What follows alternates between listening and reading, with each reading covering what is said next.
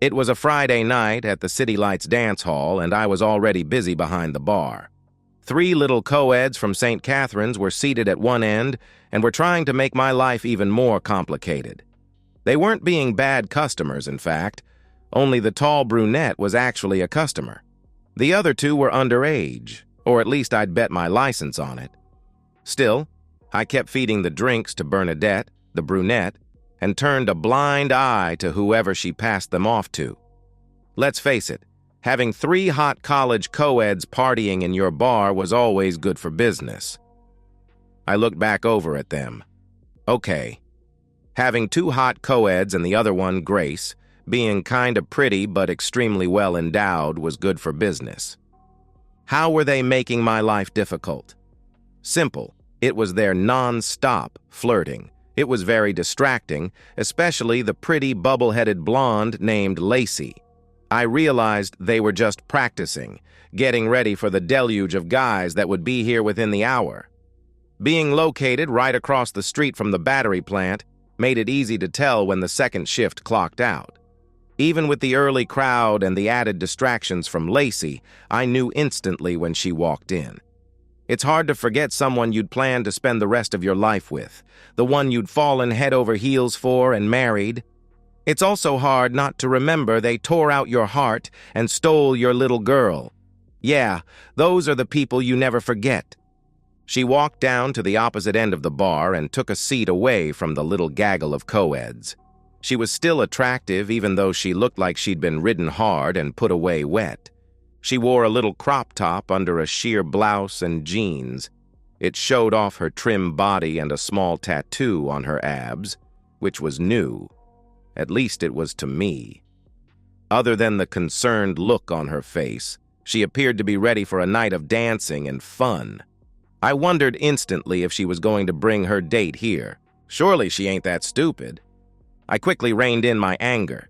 It had gotten me into more trouble than I cared to remember. Taking a breath, I noticed she'd changed her hairstyle again. She was growing it long, closer to the way it had been when we were first married. Gone was the short, spiky hair, the style she'd worn for him. I'll admit I was curious. I hadn't talked to my ex-wife, Connie, but a handful of times in the last 3 years. It had been 16 months since I'd even seen her or my daughter, Susie.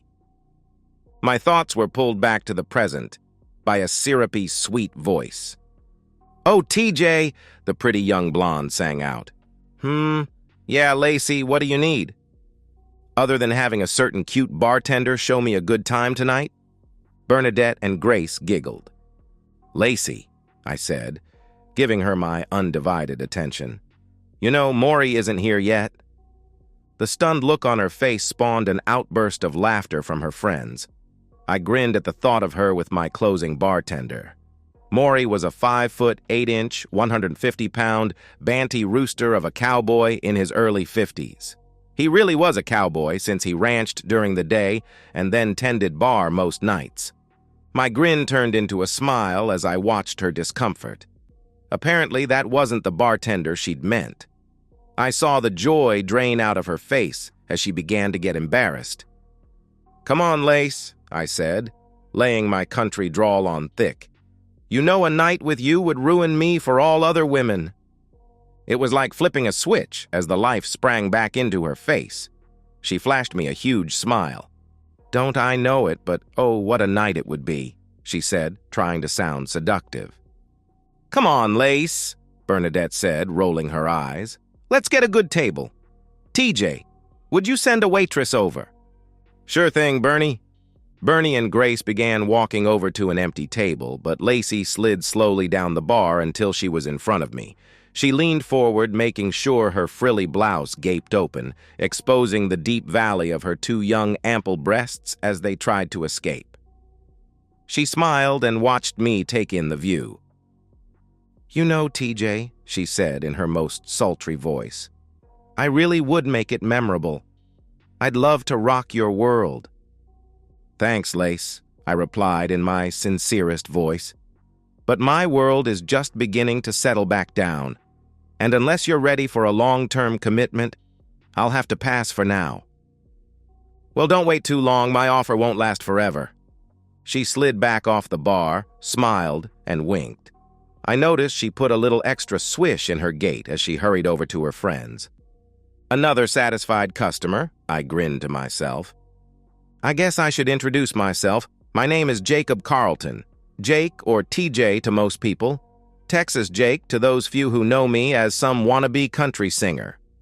My two business partners and I own the City Lights Dance Hall and a club known as the Strobe down on the Brownwood Town Square. We also have a handful of sports bars down in the city. Not too bad for a 28-year-old country boy. Of course, I'm a minor partner, but I pretty much run the City Lights. Theodore Hawthorne, the main financial backer of the group, oversees the Strobe, while Martin Buck Caldwell, ex-State University football star, fronts the sports bars. I know Theodore Hawthorne just sounds like an English professor or writer, and what's funny is Theo looks the part. He's 40-ish with a bookworm appearance, but with his sharp business sense and the Hawthorne name and old money, he's the heart of our little partnership. I met Theo while I was tending bar at the Hawthorne Hotel. It wasn't much of a bar, mainly there to cater to the hotel guests. If the guests wanted a real bar, they'd go a few doors down to O'Malley's Irish Pub.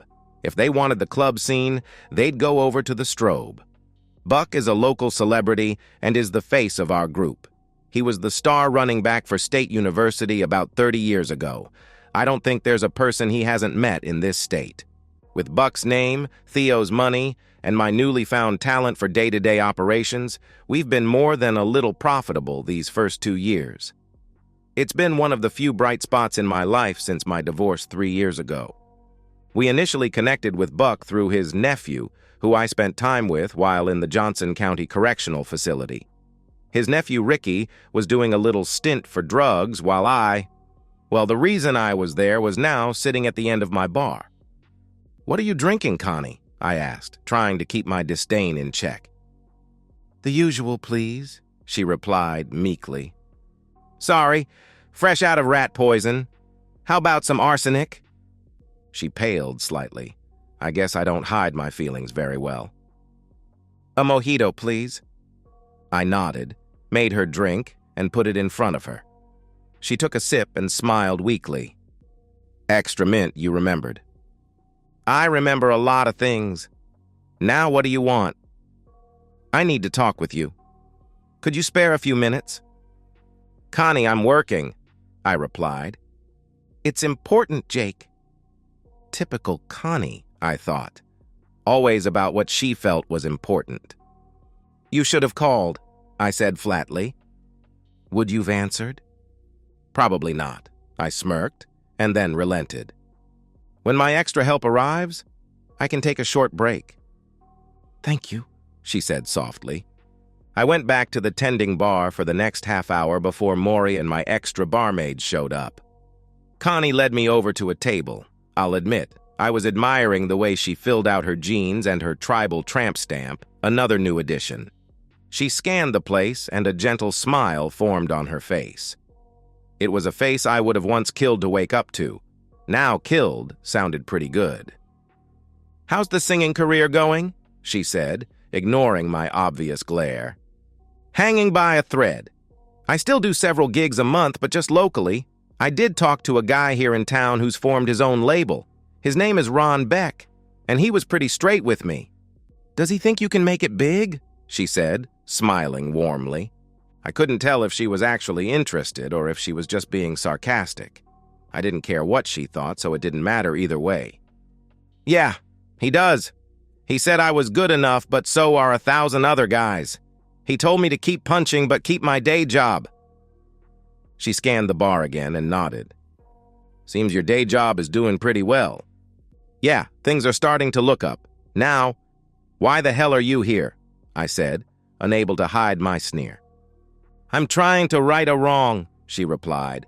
I watched her closely, trying to determine if she was sincere or if this was just another attempt to screw with my life. I immediately realized if I could have told that, I wouldn't have been so blindsided when she left me. "Which wrong is that?" I said, tasting bile in the back of my throat. "The wrong of hooking up with an old boyfriend at your sister's bachelorette party and flushing our 3-year marriage down the drain? Or was it cheating on me with that for the next year before you blindsided me with divorce papers? Or maybe it was baiting me into attacking him that night. I had to smirk at that painful memory. A brief moment of revenge followed by years of pain. She and Big Bad Brad, her ex-flame in high school, had ambushed me here after my shift at the battery plant. They knew I came here after work for a couple of drinks with my friends to unwind. While my divorce was going through, those few drinks usually turned into several. I was already pretty well lit by the time they arrived. The had started taunting me almost as soon as they got there. Later, I figured they were trying to get me to lose my temper and give them some ammunition to use in the divorce. I gave them a WMD. Bad Brad seemed to think of himself as some kind of bad and he was certainly much bigger and heavier than my 6-foot, 175-pound frame. I'm not sure if he was stupid or just arrogant, but he looked over at Connie while he was making some smart comment to me. I sucker punched him and then proceeded to kick his ass. Was it a fair fight? Hell no. Was it fair when he trashed my life behind my back? My ever-faithful, soon-to-be ex-wife jumped into the middle of it and got punched in the face. Did I feel guilty? Yeah, a little bit, but not enough to lose any sleep over it. I was alternating between kicking him in the balls and stomping on his face when some of my friends finally pulled me off him. The damage had been done. Ended up drinking his meals through a straw for the next couple of months, and Connie had a broken nose. I think their injuries played a big part in Judge Knox's sentencing. Even though he was sympathetic, I got 6 months for aggravated assault. While I was in county lockup, Connie pretty much got everything she wanted in the divorce. The only thing she wanted but didn't get was I still had parental rights to our daughter. When I got out, I got hit with 2 surprises. The first one wasn't really much of a surprise since it was a restraining order. The second one, though, almost put me over the edge. I was being accused of molesting my 4-year-old daughter. If the restraining order hadn't been there, I might have killed them. It took me months to legally wade through that bullshit, but by then they'd poisoned my little girl against me. When I finally got to see Susie, she screamed in terror and ran from me. I was now a monster. The lady from Child Protective Services didn't even bat an eye as they stripped the rest of my parental rights from me. That was the last time I saw either Susie or Connie. It took me another month to get the court to look deeper into those allegations. When they did, they determined she'd been coached. They hardly restored any of my parental rights, but they did effectively block Brad, now her new husband, from adopting Susie. I'd like to say it's been a nightmare, but with those you wake up. I had no choice but to start over, since I'd lost my wife and daughter, been fired, and now had a fresh felony record. I got on at the Hawthorne Hotel, tending bar by taking the worst shifts, but over these last 2 years, I'd finally begun to put my life back together. Now Broomhilda was here. "Which wrong were you hoping to right?" I said, trying to control myself. "Well, as many as possible," she said, staring at me with her pale green eyes, pleading. "But I was going to start with our daughter. She needs a good man in her life for a father." "What happened to Mr. Wonderful?" I asked. She looked down at her drink. "I would have thought you'd heard by now." I snorted. "Connie, I haven't heard shit about you or Susie in over a year. Those few friends I still have left after what you did to me knew never to mention your name to me." She sighed, and I thought I saw a tear in her eye. "Brad left me 6 months ago. He cleaned out all our accounts and took off with some other woman." I couldn't help but laugh. "You mean your bad boy lover cheated on you, treated you like and left you? Classic." "I know I deserve that." "No. What you deserve is to be burned at the stake with the other witches." "Jake, I'm sorry. I can't even begin to ask you to forgive me. What I did was so cruel. It makes me sick knowing I was a part of it." "So why were you then?" I asked. She looked at me confused. "Why were you a part of it?" I asked again. She dropped her head and became quickly fascinated with her glossy red fingernails. I continued. I never had a clue. I knew our marriage wasn't perfect, but I never knew you were so unhappy. Not until that last year. I wasn't, Jake, she said in a soft, broken voice. I wasn't that unhappy. Things were hard because of our finances, but I knew things would get better and I knew you were trying. My sister's bachelorette party was an escape for me from our everyday problems. I hadn't planned on ending up with Brad. It just happened. I snorted and started to say something, but she interrupted. I know that doesn't excuse it, but I really hadn't gone down there planning to cheat on you. After it happened, I knew you'd never forgive me, and Brad made me feel special. I was so torn and confused about that next year. I knew our marriage was over, but I couldn't let go of it. My guilt and mood swings brought out your anger, and between us, our home life was miserable. I grew more and more dependent on Brad for my happiness. Soon I knew I had to do whatever I could to ensure our happiness. That included finding a way for him, Susie, and me to be a family. Jake, I never wanted to hurt you any more than I knew I already had. It was Brad who needed you completely out of our lives. I'm ashamed I went along with it. I'd have never dreamed I could have been such a cold-hearted I'm so sorry, Jake. Well, at least that's something we can agree on, I answered. She looked at me puzzled. That you were a cold-hearted She recoiled slightly at my anger and grew silent. This was a mistake coming here, she finally whispered. You think? I took a deep breath, trying to calm myself. All right, Connie, you're here. You said something about Susie and her needing a father. What did you mean?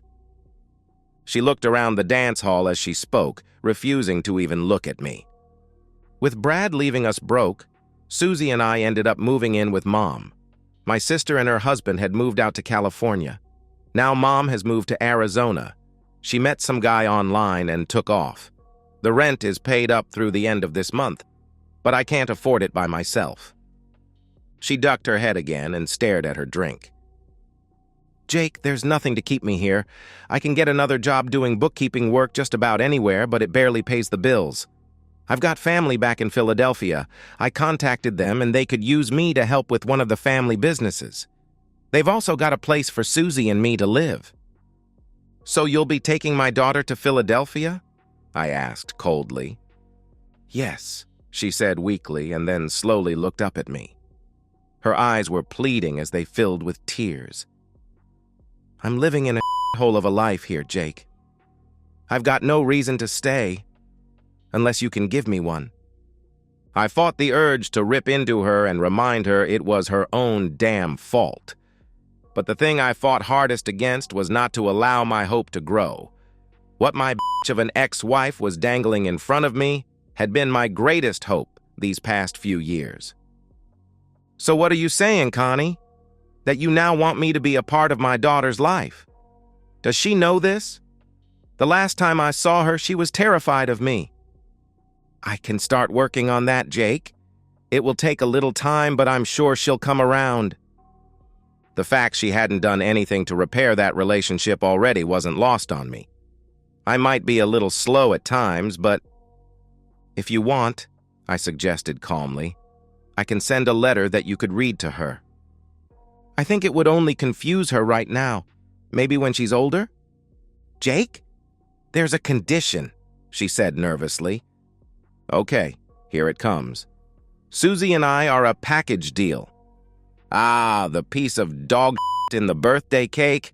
I'll admit I was stunned. My first thoughts were not nice. I wondered if she was on drugs or if Brad had beaten her, since she obviously wasn't all there mentally. I couldn't imagine how she would even dream I would take her back after what she'd put me through.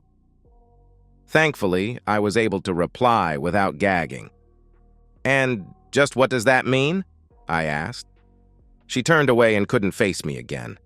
I felt a relief that she at least had some sense of guilt at what she was proposing. It would mean you and I would have to work on having some kind of relationship. We had a relationship. It wasn't enough for you. The relationship we have now is pretty simple. You tried to destroy me, and now I hate you." "I know," she said sadly. "And I don't blame you, but—" There's always a but, isn't there? I think life is an ass, man. It seems to love buts. I can't expose Susie to that kind of relationship. Jake, you'd have to allow me to try and make up for some of the hell I've put you through. "So how do you plan on doing that?" I asked. I'd hoped we could start by being civil and actually be nice to each other. After that, we could work on becoming friends, and then after that— "You've got to be shitting me," I said quietly, as I tried to keep my jaw from falling on the table. "Look, Jake, I know I've hurt you. I've ruined the one thing that I now want more than anything.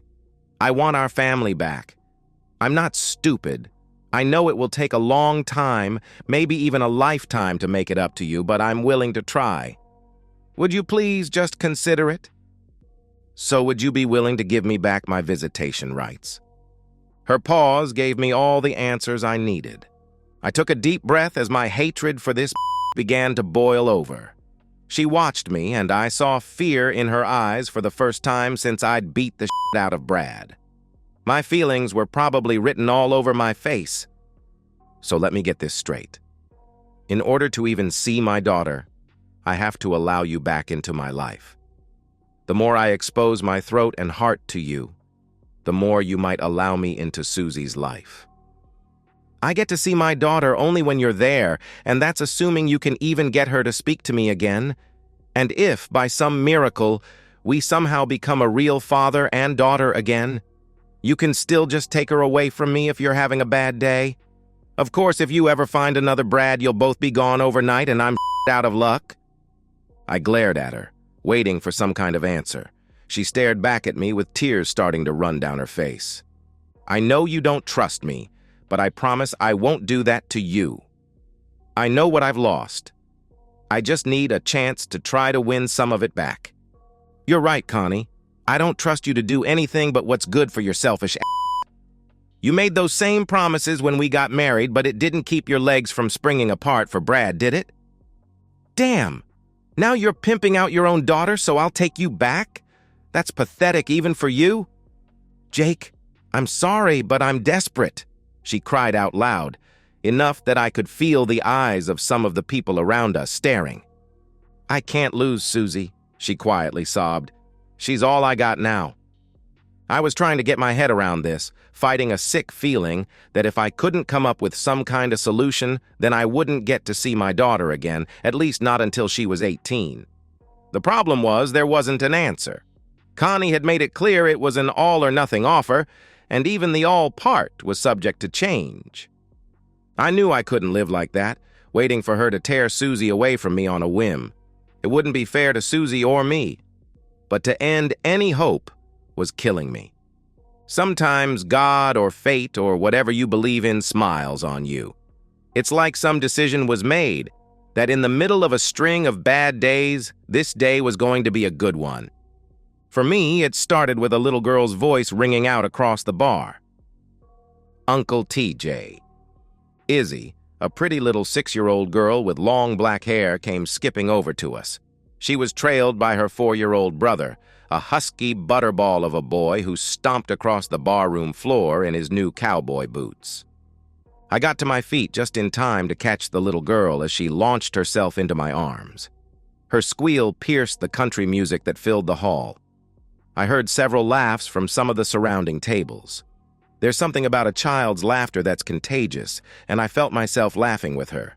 I felt something bumping into my leg and looked down. Her little brother, Gabe, was ramming his head into my leg, grimacing and snorting.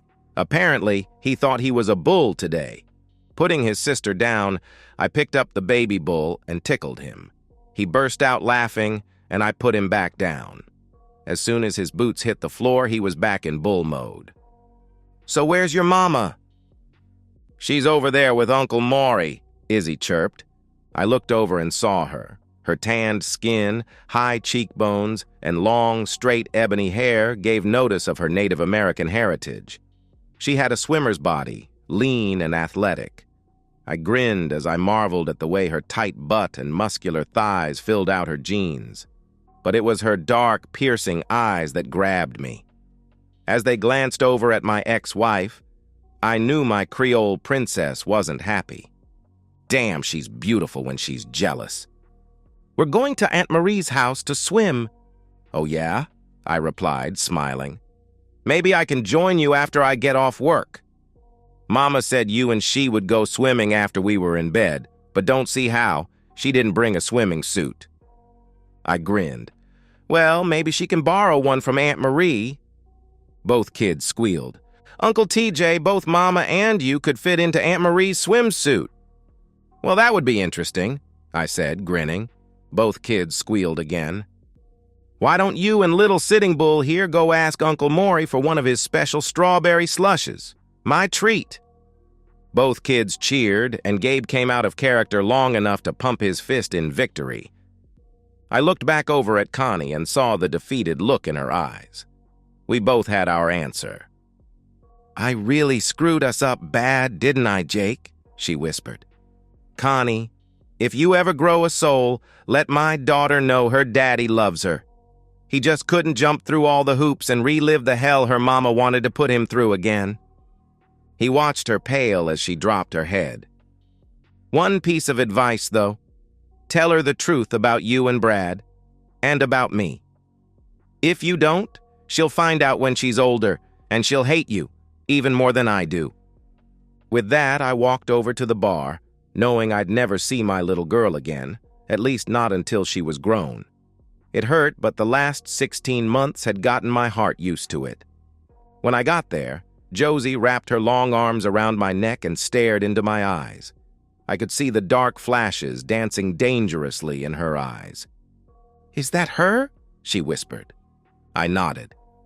"You okay?" she asked. "Yeah, I am now." "Good," she said, giving me a thin smile. For a minute there, I thought I was going to have to go over there and kill the bitch. I smiled. That thought did cross my mind. And what about this thought? Her soft lips melted into mine as our tongues danced. Her body molded to perfectly fit mine, and the intense warmth of her passion threatened to make my jeans feel very confining. With a gasp, we broke our lover's embrace. I saw her eyes flash at something over my shoulder, and then a contented look formed on her stark, pretty face. "And what was that for?" I gasped. "Not that I'm complaining." "Just reminding you, lover," she said calmly, but I could see the evil little thoughts dancing in her eyes. "And making a statement to anyone watching. You're mine." "Did you make your point?" I asked. Josie smiled maliciously. "Well, your ex-wife left in tears, but that blonde bimbo, Stacy?" "Lacey," I replied. "I wonder what she'll look like when I shave her head." I choked back a laugh. She peered deep into my eyes.